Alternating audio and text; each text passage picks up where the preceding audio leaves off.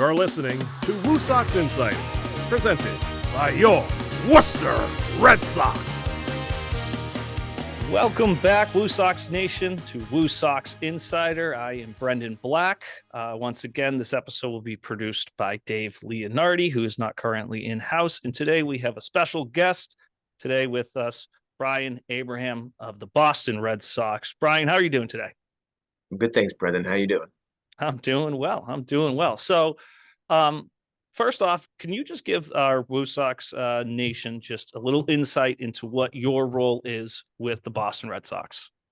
Of course, Director of Player Development. I guess the simplest way of putting it is I oversee all things related to our minor league system, players, staff, programming, player promotions, where they go, where coaches go. Obviously, there's a lot of support and help I get from a lot of our staff, whether it be our assistant farm directors, whether it be our coordinators, but overseeing our minor league system and hoping to develop the best players to eventually play, in Worcester and ultimately in Boston for the Boston Red Sox. Awesome. And so, whether or not WooSox Nation knows this, you have a little bit of a tie to Worcester, just slightly. Born and raised. Born and raised, St. John's alumni, Holy Cross alumni. So you did the whole Worcester gambit there. I did. I still have my family still lives in Worcester, over by, I guess, Worcester State University now. It used to be Worcester State College, but went to May Street School, played at Jesse Burkett Little League, St. John Shrewsbury. After a long and arduous college search, I ended up going, 10 minutes from where I grew up. But I had some family ties there. My dad went there. My grandfather went there. I had a couple uncles that went there, an aunt that went there. So it just made a ton of sense. And just be able to go to a school that, really when you open the gates and kind of get into the campus there, is a really special place within the city that I probably didn't realize until I actually went for a visit there. So I'm very lucky to be close to home, very lucky to be in a place like at Holy Cross, a place like Worcester that cares about the people, that cares about about everything around there, the growth and development of the city, sports, culturally, food. There's so many good things about the city, but it holds a very special place in my heart. To have our AAA team there is even more special these days. Yeah, so let's go a little deeper into that. Kelly Square in the Canal District didn't look quite the same when you were running around the streets of Worcester, did it? No, definitely not. My mom grew up in Vernon Hill. My dad grew up in Grafton Hill. So from where I grew up, we had to drive through Kelly Square to get to both of my grandparents' houses. And it was learning to drive in that area. I remember my dad telling me just, you have to be aggressive and go because no one's stopping other than that one stop sign at the start. But I think at one point it might have been one of the most gone through intersections in the country. Definitely somehow it worked, though. There weren't too many accidents. There was it seemed to flow fairly freely. Actually, I've told people this. I took my driver's ed test. My actual, to pass, in the car, I think I did my parallel parking literally where Polar Park is, on the back streets where that is currently. So, a lot of memories. I prefer being a baseball field now, but I can remember clearly doing my driver's ed test and passing, luckily. But yeah, it's much different now. I mean, the vibrance, the restaurants. My son played hockey for a couple of years over by at the Worcester Railers practice facility, which is a couple blocks away as well. It's just what the city has done, the people have done there to build up not only that area but just Worcester itself has been pretty special to see. Yeah, and so you played ball at Holy Cross. You were a catcher there. Didn't know quite what the role was going to be or what you were going to do going out of college. I saw, law school was in the mix for a little while. There was pro ball in Germany. That was a potential opportunity for you. And then you got the call that I'm assuming kind of changed everything for you there. Walk me through what happens when JP Ricciardi gives you a phone call and offers you the potential to work with the Blue Jays in spring training. And was it a video analytics role? Yeah, I think for anyone who's kind of in those college years, the uncertainty of the real world is always a little nerve-wracking. I had a passion for baseball. I wanted to be in the sport in some capacity. I thought law school, maybe I'll be an agent, maybe I can go kind of in that path. The baseball overseas was something I had talked to a couple of coaches about at one point. And something I legitimately thought was an option to continue playing and just kind of push back again the real world of having to try to find a job, having to maybe go to law school, whatever that may be. JP has been a family friend for a long time. He grew up with my uncle. He grew up with my dad. It just so happened there was an opportunity to go down to spring training, catch in the bullpen, throw a little batting practice, and my uncle at the time was the assistant athletic trainer, so there were some ties there. I jumped at the opportunity, went down to spring training, went down to Major League camp, and just kind of mixed in with the group. Again, caught some bullpens, realized I could throw batting practice. And ultimately, at the end of spring training, the role was offered up to be assistant video coordinator. I thought that was actually, videoing the games. It was not.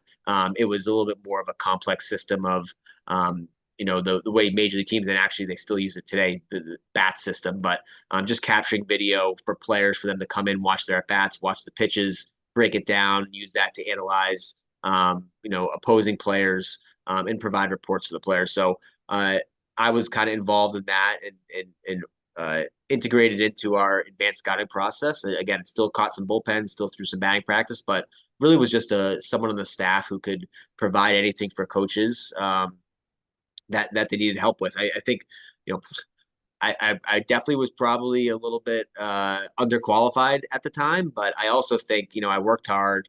I built relationships with the players, with the coaches. I got along with everyone, and I did whatever they wanted me to do plus more. So it was a time in my career when, I still try to be like this, but just was always looking for the edge. It was always looking for ways to help, try to be creative, think differently than maybe ways that had been thought about in the past. And I think it set me up for some opportunities down the road. I was very, very lucky to have some really great staff members around me. I mentioned Brian Butterfield at times before. He was with the Blue Jays, and he was with me with the Red Sox for years as well. John Gibbons was the manager. Brad Arnsberg, pitching coach.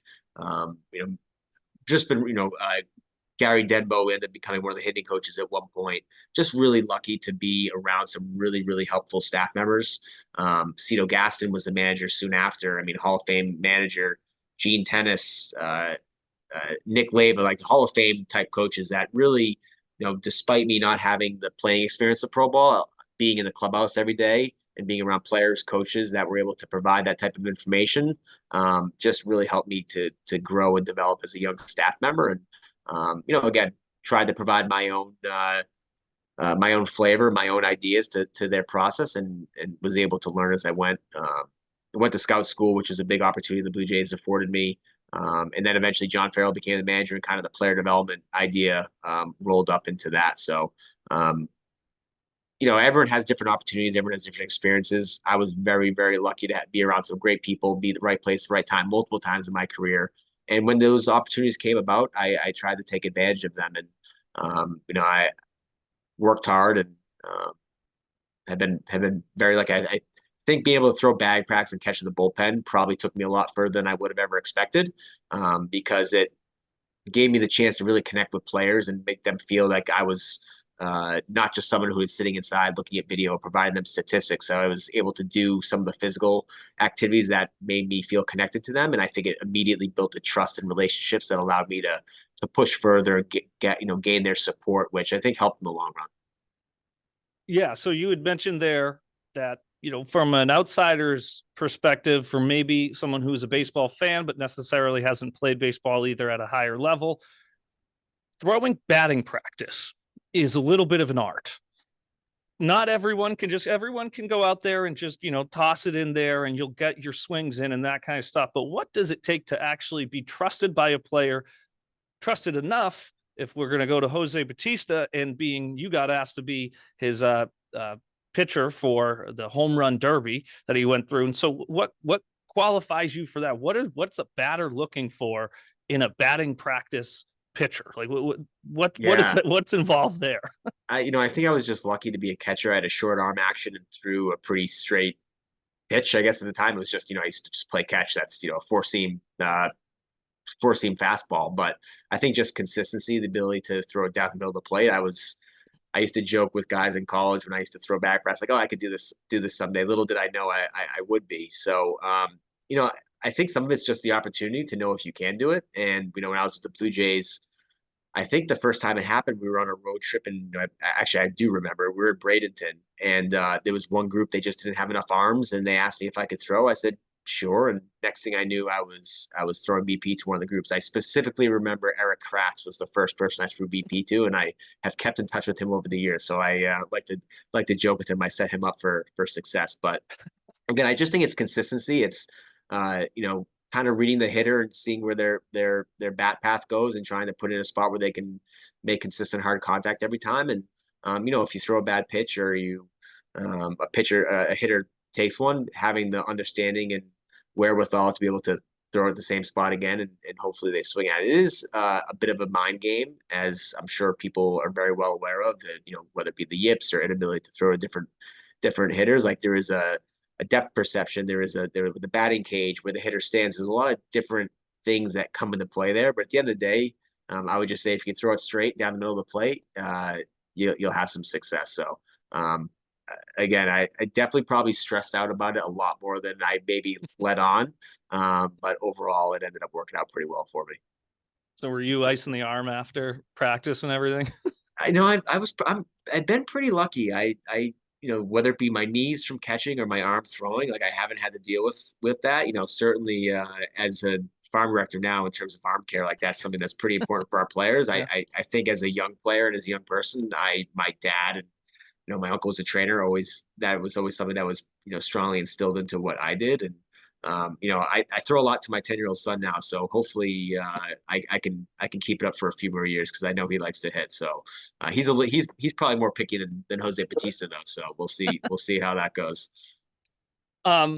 So let's transition a little over to when you made your transition over to the Red Sox. So you were and it's kind of an interesting aspect when it comes to most major league sports, whether it's the NFL, MLB, NHL. Like, you want to go somewhere that you have your guys, that you're bringing your guys. So when you made your transition over to the Red Sox from the Blue Jays, who was a part of that? How did that come to be? Yeah, John Farrell.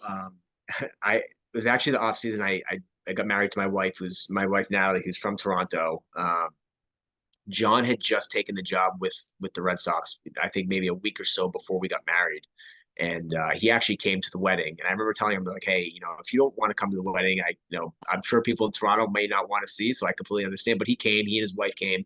And some other people, Kevin Cash came to the wedding, who is an advanced scout for us, who we became very close over the years. So, we had talked a little bit, and it just so happened that soon after that, he had called me to see if I wanted to come on to bullpen catcher with the Red Sox. And to be quite honest, it was not something I was expecting, or whether it be the Red Sox or the actual role itself. I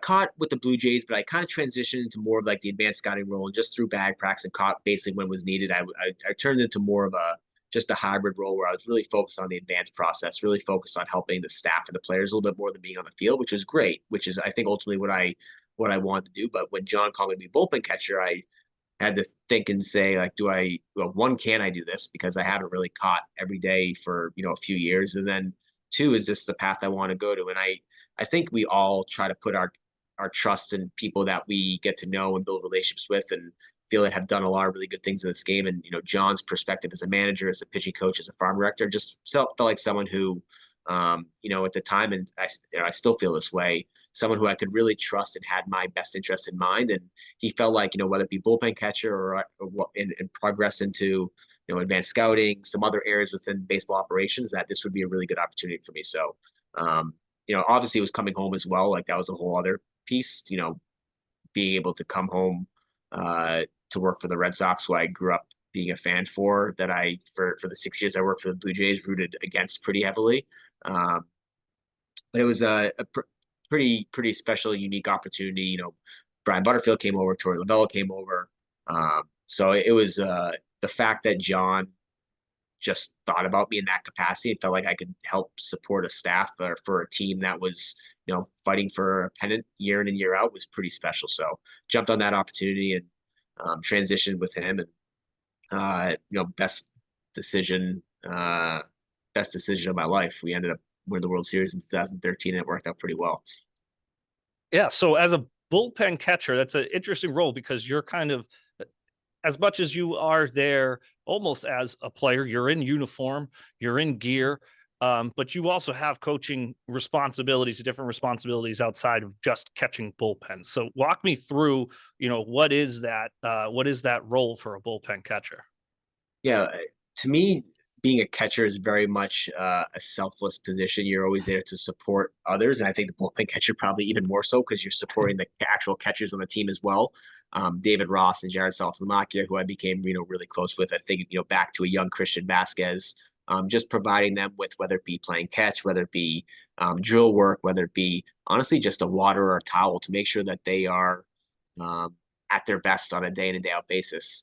And then there was an advanced piece of that as well. I was involved in the advanced process, preparing our hitters for the pitchers that were coming that particular series, and the same with the pitchers for the hitters, and the hitters for the pitchers. So both ends, offense and defense. And then during the game, obviously warming up guys, but also whether it be our relievers preparing for the guys that were coming in that night with Dana Levangie, our bullpen coach, having a game plan and having an understanding of who they were about to face, what they needed to do to get those hitters out. So it was really an exciting role because it wasn't just a bullpen catcher role where you kind of just doing the physical side and just kind of being around and talking with the players and kind of just being friendly. There was a game planning piece as well and a preparation piece as well for not only that night but for to get these guys better for that season and for their career. So I've mentioned before we had some very intellectual relievers in the bullpen during those times.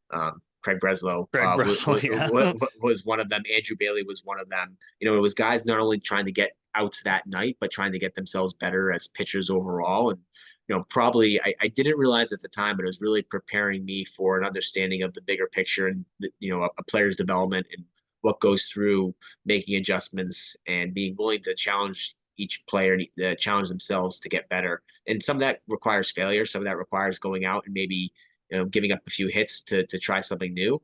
And it's hard to do that at the big league level, but, really learned a lot from a lot of the players and the arms we had in that bullpen. And, you go back to that 2013 roster, I was around a bunch of Hall of Famers, a bunch of All-Stars, guys that, because of the marathon bombings, because of the World Series, probably was as close to as any group of players as I could ever have been around, and very, very humbled and lucky to allow them to have me be a part of that and for them to welcome me into that group, because I don't think the bullpen catcher is a unique role where you're wearing a uniform, you're kind of a part of the team, but you're not really a part of the team. You're not a player. You're not really a coach.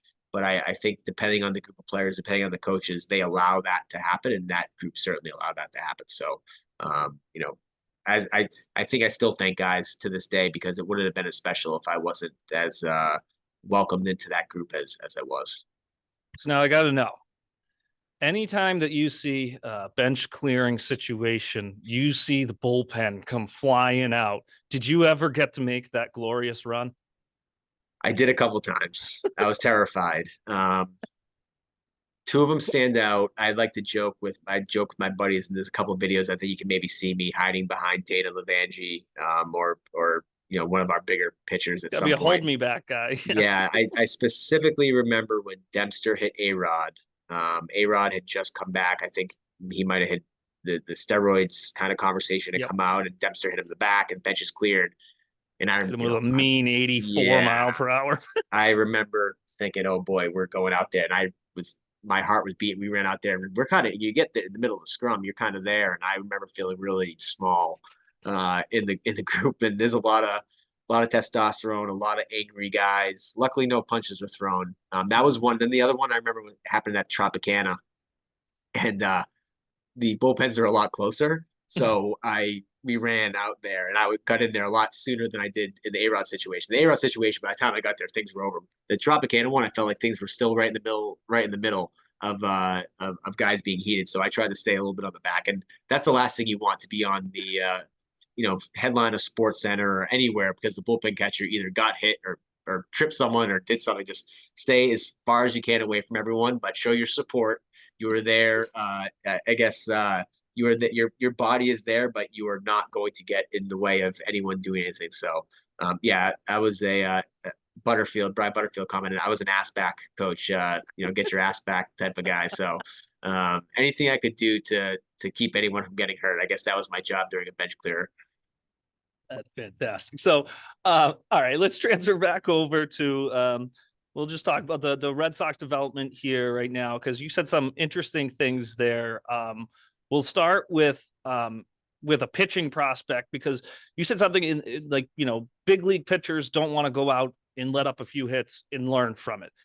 In the minors, that's kind of what you're there to do. You're there to figure out what you're good at, how you can get better at those things, and what is effective and what is not. So when you look at a player in AAA, in AA, specifically a pitcher, and you see some of these inflated stats like high hits per nine, high ERA, and that kind of stuff, and then a guy like that can get called up, and people will look at the stats and go, well, these don't add up. What's happening here? So what is it that you're looking for in a pitcher, in their progression? And how much do those stats in the minor leagues really mean when it comes to the development of that player and their overall progression to the big leagues? Yeah, good question. I mean, every player is obviously different. I will say, like, just at the start, like, in a perfect world, you want players to be close to a finished product in the big leagues, but the reality, the best organizations have major league development. I think Brez has said that pretty adamantly since he's come over. Whether it be prospects, whether it be 5, 6, 10-year big leaguers, they're continuing to develop at the big leagues and trying to harness their stuff and get better offensively, get better defensively, and get better on the mound. So I think having organizational development throughout the system from the DSL all the way up to the big leagues is vital for success for the Red Sox. In terms of statistics, I think all of our players, have different goals and priority goals that they all are working toward, depending on what they've done, how we view them, their particular pitch profiles, and what they have already done as an amateur or what they've done in pro ball.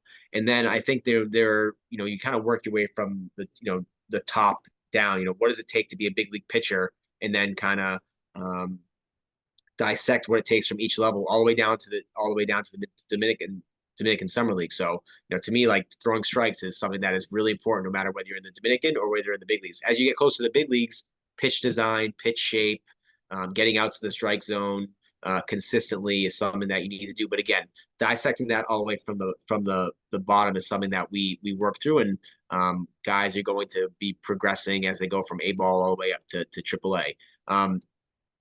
In terms of actual statistics, expected numbers are something we look at, batted ball data, understanding if guys are working on what they're supposed to be working on, and you get someone to hit a ball that maybe is not as hard hit as it seems, and it becomes a hit. The reality is, like, over extended period of time, if a person hits a ball soft 99 times out of 100, that one time it's a hit, it's not that big of a deal, because the intent and the pitch you threw, the location you threw it, is a positive. So we can get information and get expected numbers based on the pitch, based on pitch data, based on batted ball data that better represents actually how the pitcher is doing. And I think that's what the information we use versus a box score, for example. Not saying that doesn't matter in the big leagues. Hey, real numbers are real numbers. If a guy gets a hit, doesn't matter how he gets a hit, it's a hit. But I think over the long haul, in terms of development, in terms of letting guys know that what they're working on is actually working, or maybe stalling in some capacity, I think using the real information, the objective information that we use to show players progress is really vital to what we do. And at the end of the day, it's simple things. It's K percentage, it's walk percentage, it's barrel percentage. It's things that let guys know if they're having success or not.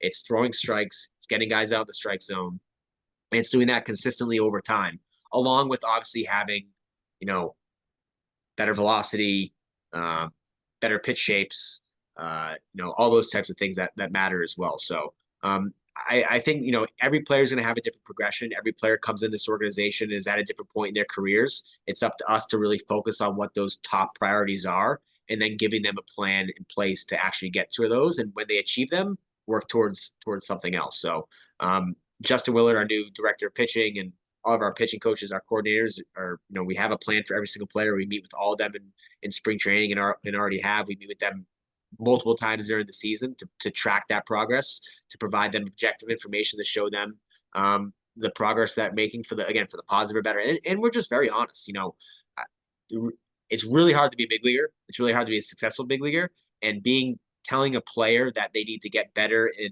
certain areas to be able to achieve that, and just being honest with them about what they need to do, whether it be added strength, added velo, you know, movement on a slider, just being very clear and honest about that to a particular player is something that we really believe in, and something that starts right when a guy gets into an organization. Certainly, again, there's a balance between what you tell a player. You know, we're not going to be telling a young player who is just through the organization that he needs to add, you know, 20 miles an hour of velocity to be a big leaguer. Like, strength and development is going to be a part of that as well. But understanding that fastball velocity is something that helps drive promotions, helps drive success, is something that is ingrained with a lot of our players, similar to like throwing strikes. So there's a lot that goes into it. I feel like I probably talked more than I needed to, but I think basically it's having a system in place, having processes in place of checks and balances, of using objective evidence-based data to track our players and allow them to see the progress that they're making throughout their development paths.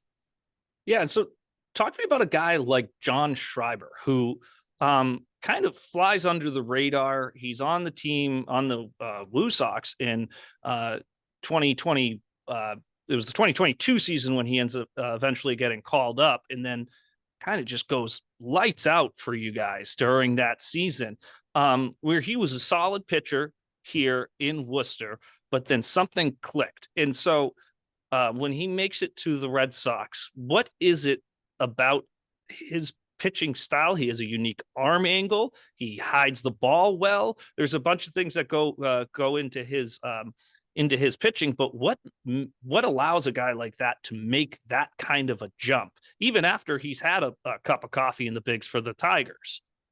Definitely a unique one, because he had some big league experience, like you said. He came back to us, and I think for us, you know, first, a guy new to the organization is at our beloved, getting to know him, you know, getting to know what he feels like his strengths are, what his weaknesses are, and then, you know, we have our you know, our thoughts already, and provide him with a clear plan of what we think can get him to the big leagues and have him stay there. I think for John specifically, what we realized as he was in Worcester is that some of it, you know, unique arm angle, unique pitch shapes, to get that to happen more consistently, to get some added velo to his repertoire, he needed to be a little bit more intense between his outings. And, you know, we saw him, he's doing his side sessions were fine. He's working hard, he's doing everything he needed to, but the intensity was lacking. The willingness to push himself over that hump was lacking. And I think the pitching group in Worcester did an amazing job of pushing him to the limit of being a little bit more intentional with those side sessions. We saw added strength. We saw a better understanding of his weight and his nutrition, and all those things kind of together allowed for an increase in velo. With that, his secondary pitches improved as well because of the added velocity. And next thing you know, we're talking about a guy with a sweeping slider, unique arm slot, throwing 93 to 96, versus a guy who's, you know, 90 to 93 with the same type of repertoire. And you know, just not surprisingly, like, we're talking about a much better pitcher. So a lot of it for him, I think a lot of it was just intent. It was almost a mental thing.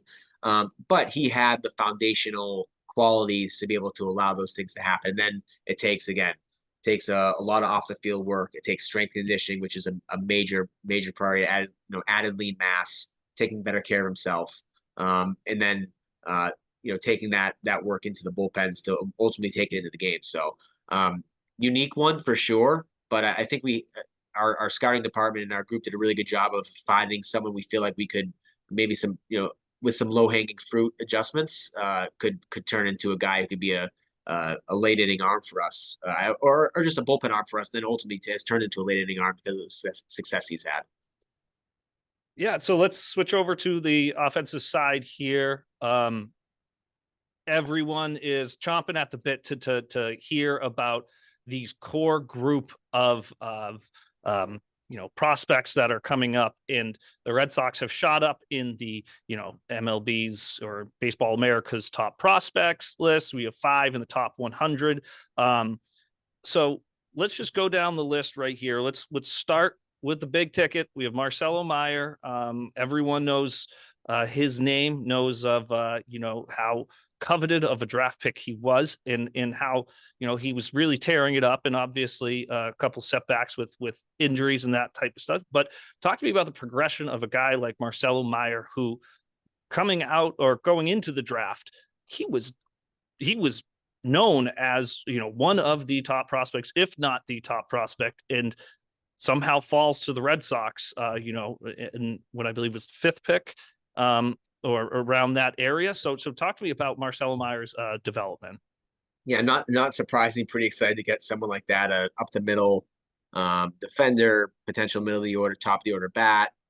Does a lot of things like pretty easily with with still a lot of room to development, whether it be on the body side, the physical side, or the mental side as well. So just a mature kid who came in. We felt like with what he had already done in the amateur circuit, knew he'd be able to hit the ground running in pro ball, and he certainly did. Progressed really well through rookie ball, A ball, and showed a lot of progress. I think strength and conditioning, the added lean mass is something we'll continue to push on him, something he's really focused on this past year. And just like really, I think someone like that who already has a really good understanding of who he is as a player, getting a routine, consistency, understanding what he needs to do to get better every day, pushing himself, because a lot of things have come really easy to him in his career. So understanding the balance of progress that comes in pro ball with failure, with struggles, and needing to work through that to ultimately get the success that he wants, is something that he's really been working toward and working on. So, last year, really strong start of the year, moved him up to AA, and then he had the shoulder injury that set him back a little.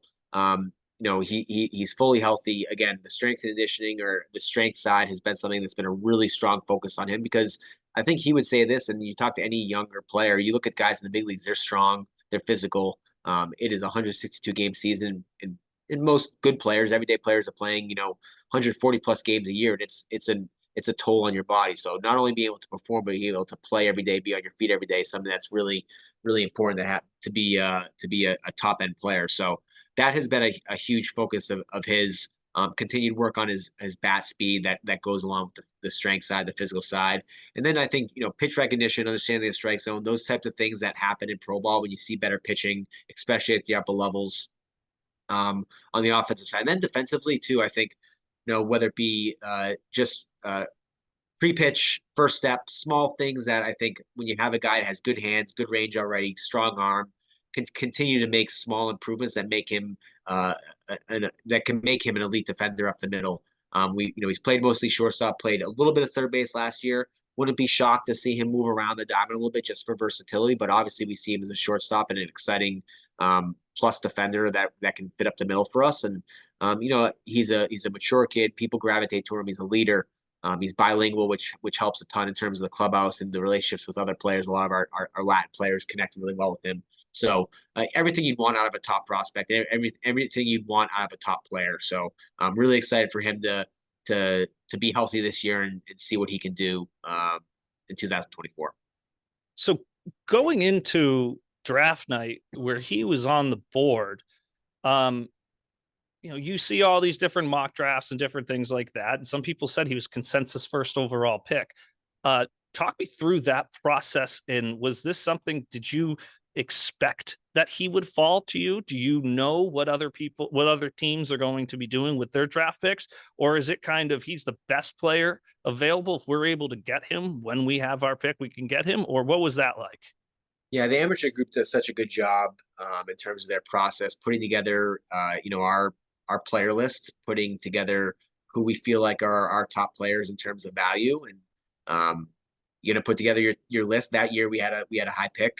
So the possibility of getting any of those top picks was a reality. So, Marcelo was definitely at the top of our list in terms of who we thought we'd want to get. Unsure if we could get him. I think as the draft gets closer and as you start, our our leaders in the department, whether it be Paul Taboni or Mike Rickard or Devin Pearson, start to speak to other clubs, get a better idea of who's going where. And eventually we found out that we were getting Marcelo, and needless to say, we were pretty excited. So, I think in terms of the amateur process, I don't want to speak too much on that just because it's not my area, but I do know, when we put together a draft board, we put together our players, it's based off of top value, and we're generally trying to get the best player available at the time. And when you have a top pick like that, that's what you want to do. You want to get the best player you think is available. And it's not like basketball, the NFL, when you have a quarterback. The Patriots are in a unique situation this year. They have the third overall pick, and the question is, who are they going to draft? The potential need for a quarterback, potential need for a lot of spots, but it's not just plug and play like it is in some other sports. It's a longer play, but so you want to take the best players available that is available. It could be a pitcher, it could be a position player, and hopefully our player development group puts in a plan in place to allow them to have success in the near future. So going off of that point of the draft and how the MLB draft is so much different than the NFL or the NBA, where you can draft for a need, whereas in baseball you expect to maybe see these guys in 4 years after you draft them or something along those lines. Someone who has had an absolute meteoric rise seems like Kyle Teal, and a guy who seems almost like he's drafted and he's just a year or two away from the big leagues. So talk to me about Teal and about his progression and what you guys all see in him that allows him to be on this kind of fast track. Yeah, getting a guy at a premier college who is intelligent, mature, the position that he was in, advanced on both sides of the ball. Just felt like, right when we drafted him, we felt like there'd be a chance to move him fairly quick. Depending on exactly how he got into the organization, how he felt, obviously that onboarding process. But as we got to know him fairly quickly, we knew that being in the FCL for a short amount of time and potentially being an A-ball for a short amount of time was something that we wanted to make sure was the case. So, before he even stepped foot in Fort Myers, the expectation was for him to potentially go to Greenville fairly quick.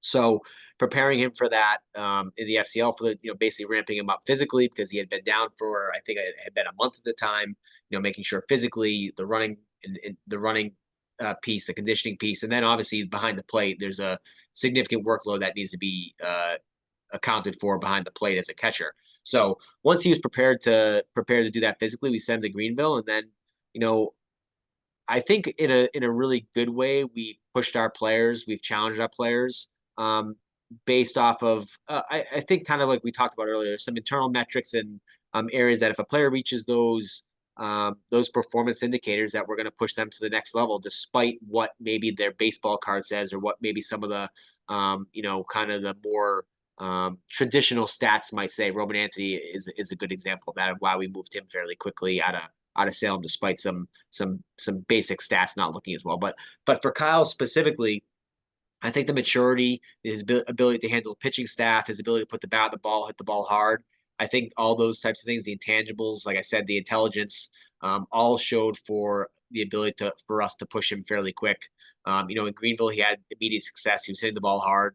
And again, I think our prerogative is to challenge our players. So while it was unique, AA, we felt like he and Roman moved together up to AA, and we got a chance to get him up to AA for a few weeks out of the year, to the place where he will likely be starting 2024. It just made a ton of sense for him to be with that group of players, and honestly, like pretty close to the same age as some of those guys that are already there because of the college experience. So he performed there as well. So there's a lot of different things that come into play. Obviously, we have to have a plan in place on paper to what happens best case scenario, and then be willing to adjust, be willing to accommodate and do what's best for the player. but also understand that, decisions that we make are with the best information, with the information we have. We put the player in the best position to succeed. Sometimes that doesn't always work.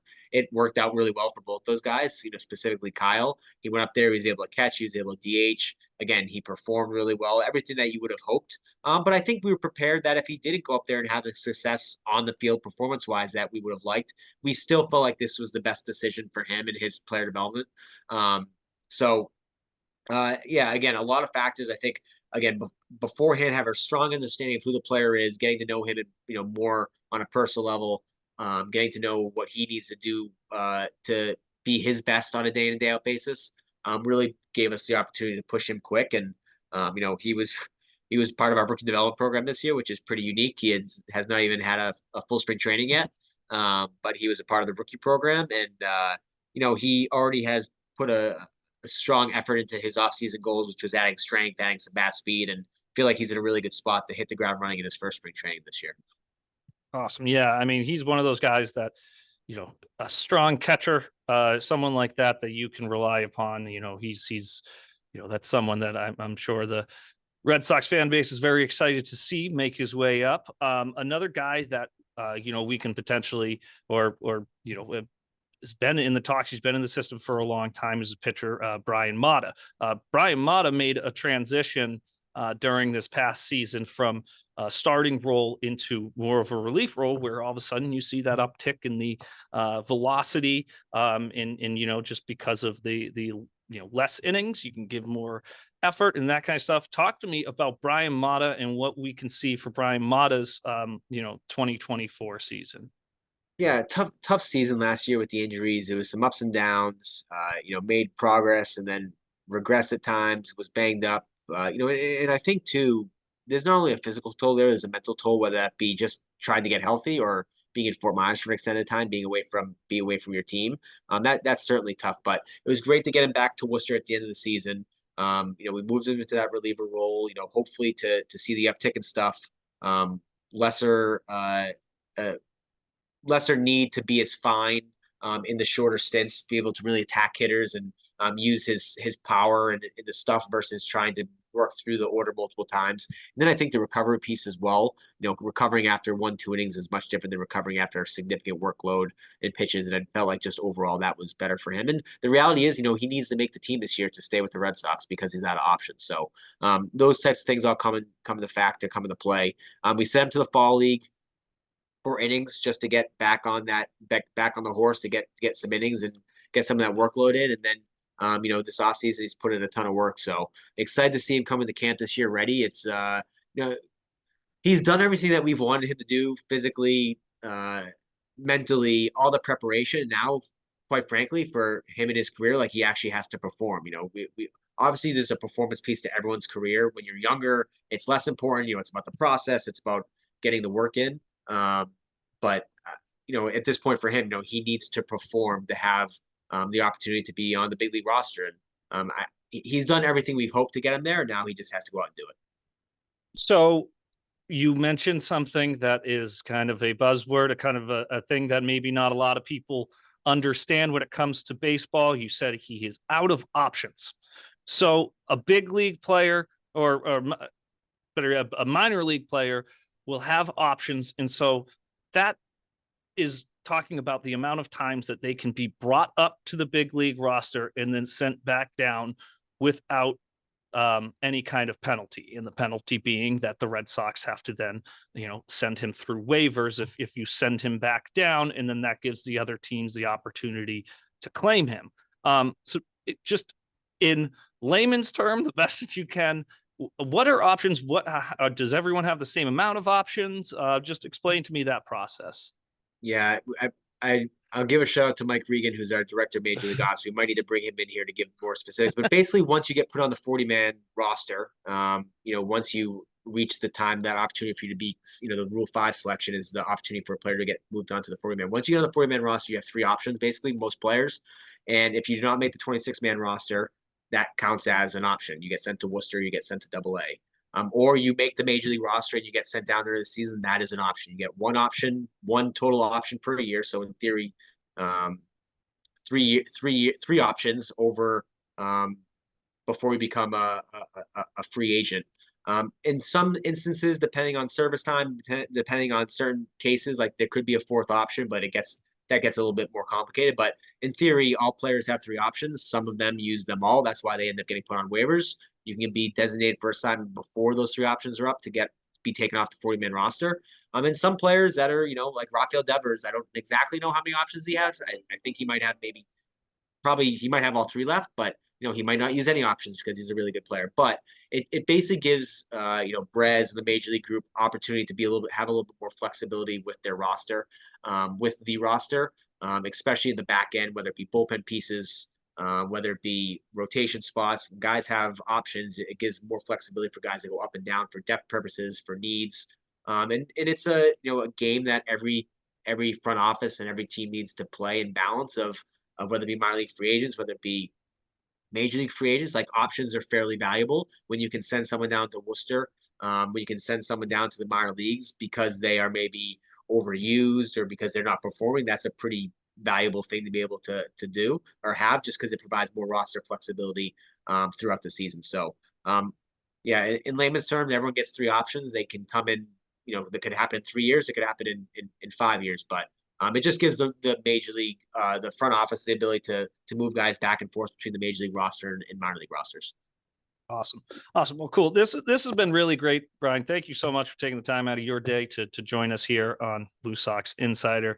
I know I'll be seeing you around Polar Park, and hopefully down at spring training in a couple of weeks. But yeah, thank you again, and best of luck to all of you guys up in Boston this year. I'm sure I'll see you around a bunch. No, thanks so much. Thanks so much for having me. Like I said at the start, Worcester holds such a special place in my heart, and what the city has done, what the WooSox have done, new ownership and in the front office, just an amazing thing for the city and for the Boston Red Sox, because it truly is a partnership that we're very lucky to have, and excited to have our players go in there on a yearly basis. So thanks so much for having me.